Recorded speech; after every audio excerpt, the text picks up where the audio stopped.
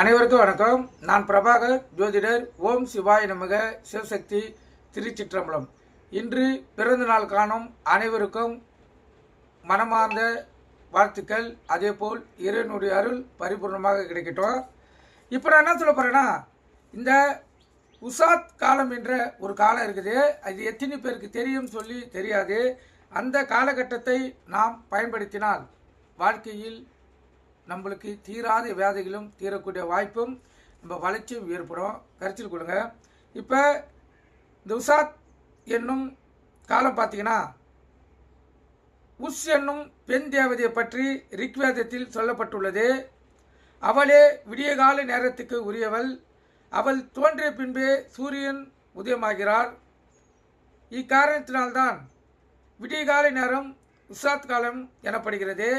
அந்த தேவதையின் செழிப்பான கிரகங்கள் விடிய காலையில் பூமியை நோக்கி பாய்வதால் தான் அந்த வேளையில் ஆற்று நீர், ஏரி நீர், கிணத்து நீர்,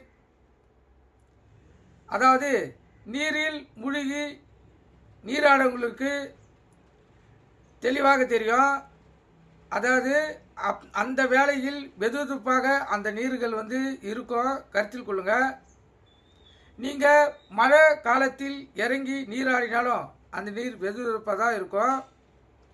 ஏன்னா அது காலகட்டத்தில் அந்த உசாஸ் என்னும் பெண் தேவதை பரிபூர்ணமாக பூமியை நோக்கி அவங்க அருளை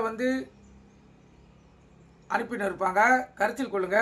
அதனாலேயே இந்த நீர்கள் வெதுவெதுப்பான சூழ்நிலையை ஏற்படுத்துகிறது. இந்த காலகட்டத்தில் குளிக்கக்குள்ள தீராத வியாதிகளும் தீரும். அவங்களுக்கு பிடித்த தரித்திரங்களும் விலகி போவோம். அவங்க இல்லத்திலும் உள்ளத்திலும் மகிழ்ச்சிகள் குடிக்கொண்டிருக்கும். பயன்படுத்தி பாருங்கள். ஏதாவது இப்போ லாங் டூர் போயிருக்கீங்கன்னா விடிய காலை 4:30 மணிக்கு நீரில் இறங்கி குளித்து பாருங்கள். அதாவது நீங்கள் குளித்தீங்கன்னா உங்களுக்கே தெரியும், அந்த தேவதையுடைய அருளை முழு அருளையும் உங்களால் பெற முடியும். நீங்கள் கருத்து கொண்டு பயன்பெறுங்க. நன்றி, வணக்கம். வாழ்க வளமுடன்.